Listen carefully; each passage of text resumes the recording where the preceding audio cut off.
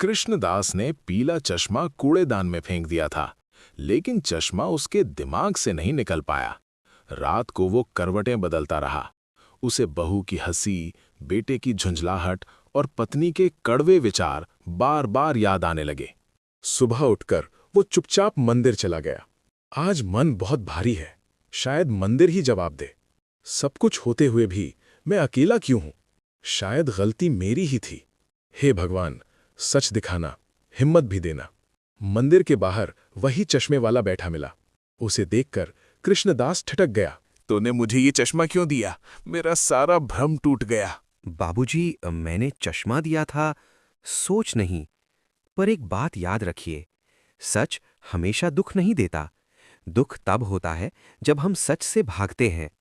घर आकर कृष्णदास ने एक फैसला किया।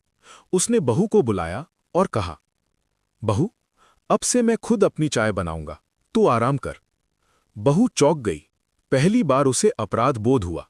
फिर उसने बेटे से कहा, बेटा, कल से मैं सुबह की सैर पर जाऊंगा और घर के छोटे मोटे काम खुद करूंगा। बेटा शर्मिंदा होकर बोला, पापा, मैंने आपको कभी समझने की कोशिश ही नहीं की। रात को कृष्णदास ने पत्नी से कहा, चारुलता, मुझे अब किसी की दौलत या पेंशन नहीं चाहिए, बस थोड़ा सम्मान चाहिए। चारुलता की आंखें झुक गई। शायद पहली बार उसे एहसास हुआ कि वो किसे खो सकती है। कुछ दिन बीते, घर का माहौल बदलने लगा।